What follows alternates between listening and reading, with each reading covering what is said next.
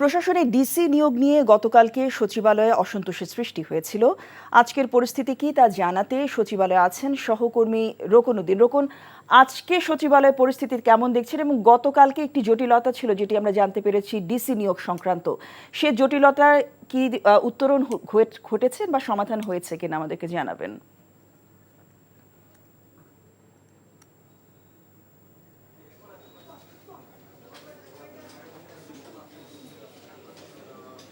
জসিন্তা, আসলে এখন আমরা যারা গণমাধ্যম কর্মী আছি সবাই এখন জনপ্রশাসন মন্ত্রণালয়ে এসে এখানে সবাই দাঁড়িয়ে আছেন যে বিষয়টি সম্পর্কে জানতে।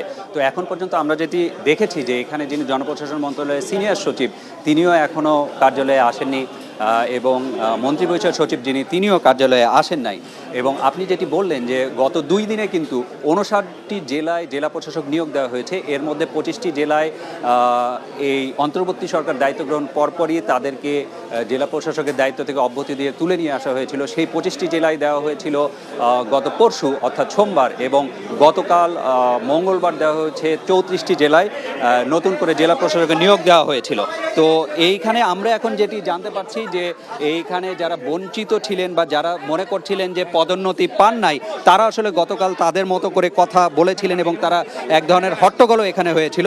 তো আমরা জানতে পেরেছি এতক্ষণ তারা মিটিং করছিলেন একটি কক্ষে। তো তাদের কয়েকজন এখন বের হয়ে এসেছেন। আমরা চেষ্টা করব তাদের সাথে কথা বলার, যে তারা হয়তো এখন গণমাধ্যমের সাথে কথা বলবেন, তারা কি বলতে চান সেটি আমরা জানতে পারবো। আর আপনাকে একটি বিষয় জানিয়ে রাখি, সেটি হচ্ছে যে গতকাল 34 জন এবং তার আগের দিন যে 25 জন ডিসি নিয়োগ দেওয়া হয়েছিল, তারা বিগত সরকারের সময়ে নানান সুযোগ সুবিধা পেয়েছেন, এ ধরনের দাবি তারা করেছেন এবং সেই কারণে তারা বলেছেন যে যোগ্যদের পদোন্নতি দিতে হবে, তারা বঞ্চিত ছিলেন তাদেরকে পদোন্নতি দিতে হবে। এখন তিনি কথা বলছেন, যারা বঞ্চিত ছিলেন তাদের একজন, তারা কিছুক্ষণ আগে বৈঠক করেছেন, দেখি তিনি কি বলেন সেটি আমরা শুনবো।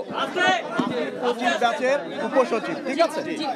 তো এখন আপনারা শুনেছেন যে জেলা প্রশাসকদের নিয়ে ক্যাবিনেট ডিভিশন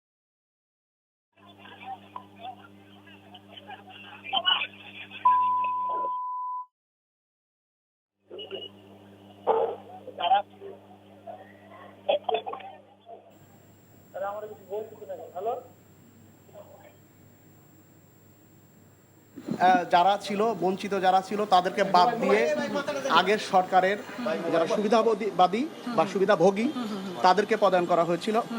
তাদেরকে নিয়ে আজকে যে ব্রিফিং হওয়ার কথা ছিল, সেই ব্রিফিংটা ক্যাবিনেট ডিভিশন থেকে এখনই জানানো হয়েছে, সেই ব্রিফিংটা ক্যান্সেল করা হয়েছে। আমাদের দাবি এই প্রজ্ঞাপন দুটি যে হয়েছে এটা বাতিল করে দিয়ে এইখানে সত্যিকারের যারা মেধাবী, যোগ্য এবং সততা, মেধা এবং দক্ষতার যোগ্যতার ভিত্তিতে নতুন করে পদায়ন।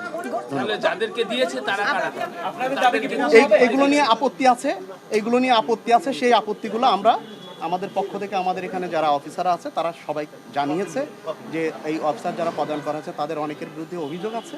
সেইগুলো খতিয়ে দেখে যারা মেধাবী, যোগ্য এবং সৎ যারা অফিসার আছে তাদেরকে পদায়ন। গতকালকে যে একজন অফিসারকে যে লাঞ্ছিত করা হয়েছে, আপনারা কি মনে করেন এটা প্রশাসনের জন্য ভালো বার্তা দেয়? আপনারা মনে হয় ভুল করছেন, গতকালকে কাউকে লাঞ্ছিত করা হয়নি। আমরা একটা ভিডিও দেখেছি। না, ওটা লাঞ্ছিত কোনো অফিসারকে কেউ লাঞ্ছিত করেনি। আপনারা মনে হয় ভুল দেখেছেন। যেটা হয়েছে আপনারা ভালো করে ভিডিওটা দেখবেন, কোনো অফিসারকে কেউ লাঞ্ছিত করেনি। ওখানে অফিসারদের সাথে আলাপ হচ্ছিল, তখন নিজেদের মধ্যে হট্টগোল করেছে, কিন্তু কোনো অফিসারের সাথে কেউ খারাপ আচরণ।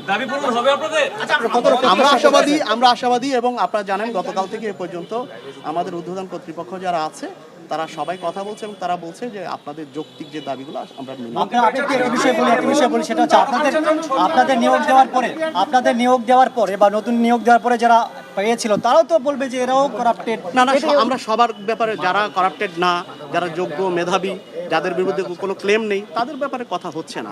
এখানে না, বাতিল হলে তো সবটা বাতিল করে পুনর ঢেলে সাজানো। আমরা 34 জন 59 জন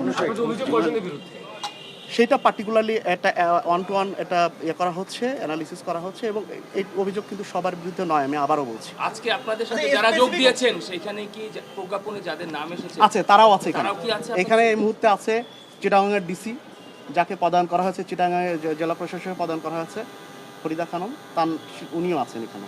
ওনাদের অনেকেই চাচ্ছেন না যে এইভাবে এরকম একটা অনাকাঙ্ক্ষিত যে পদায়িত হয়েছে যেভাবে এই বিষয়টা ওনার অনেকেই চাচ্ছেন না। নিয়োগ পাওয়ার পরে উনি এটা বলছেন। হ্যাঁ, উনি আছেন। কয়জন আসছে এমন 59 জনের মধ্যে কয়জন আসছে এই মুহূর্তে এখানে চিটাগাং ডিসি আছেন।